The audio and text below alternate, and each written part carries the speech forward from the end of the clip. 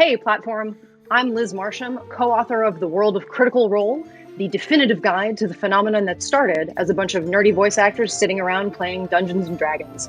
I have written a bunch of books and I've played a bunch of D&D, so I'm here to share with you 5 ways that playing D&D makes you a better writer.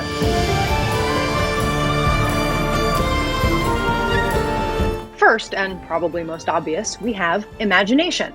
Here's an example of how you can hone your imagination playing D&D. Say you and your adventuring party are investigating the home of a suspiciously wealthy merchant for evidence of shady dealings. You all sneak in through a window, and the dungeon master describes the bedroom in which you find yourself. Then, a few minutes later, while you're rifling through the drawers, you hear someone coming. Quick, did you imagine the room clearly enough to know where you can hide? As you explore the world in your campaign, D&D gives you chance after chance to practice that kind of detailed visualization. The more you practice, the easier it is to do when you sit down to your own writing. And you never know when the smallest detail you pictured in Chapter 1, something you added just on a whim, will suddenly give you a great idea for Chapter 10. The second way that playing D&D makes you a better writer is collaboration. Let's go back to that merchant's bedroom. Those footsteps you heard are right outside. 2 members of your party dive under the 4-poster bed. The wizard turns invisible. You're about to take your chances just standing behind where the door will open when the rogue whispers, "Curtains!" That window you climbed through was covered by heavy draped curtains. You could easily hide behind those. Your idea was fine, but if someone else's is better, don't you want to listen to them? If you want to write professionally, you have to be able to accept other people's feedback on your writing. The folks in your writing group, editors, agents, that's just a start. If you want to write for comics or other visual media, artists are going to interpret your writing through their own lens. Other times, if you write for television, for instance, you might be in a room full of writers all working together toward one artistic vision. In every case, being able to work with others is a crucial skill for a writer. And that leads to the third way D&D can improve your writing: diversification. It's pretty common for someone's first D&D character to want the same things they do. It's a new game full of unfamiliar things, so it's natural to fall back your first time at the table on a personality type or a skill set or an ethical code that is familiar. But as soon as you start playing, you're reminded not everyone wants the same things you do because not everyone is the same. For instance, back in the merchant's bedroom, just as you grab for the drapes, your bard speaks up. "Why should you hide at all?" she asks. "You can talk your way out of this."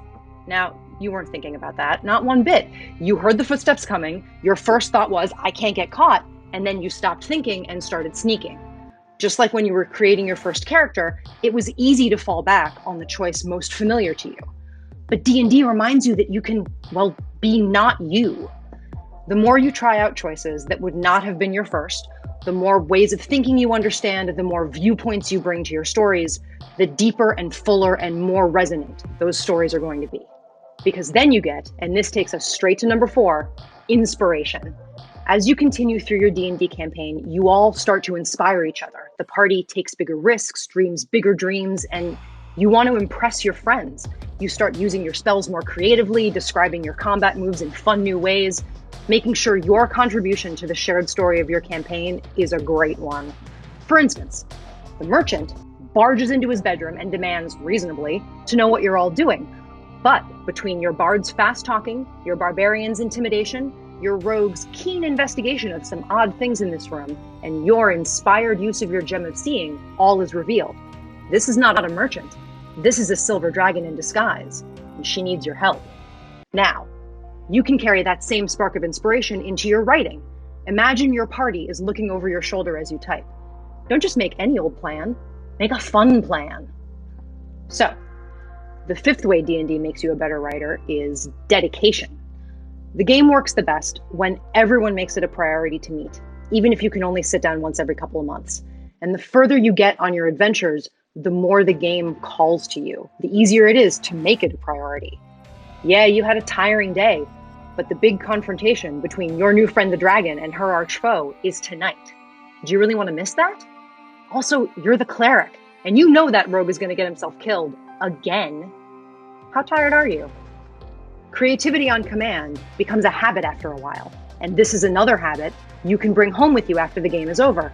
Yeah, you're not in a great mood, but this is the hour you blocked out to write. What happens if you sit down and try to write just 50 words? Any 50 words. 50 words is easy. Go on, sit down. You can get up and be grumpy again in 10 minutes if you want to. Spoiler, you're probably not going to want to. And there you have it. Playing D&D can make you a more imaginative, collaborative, creative, inspired, and dedicated writer. There's 5 more reasons for you to take a chance and roll those dice. Has D&D taught you anything you weren't expecting? Let me know in the comments and subscribe to Platform for more bookish content.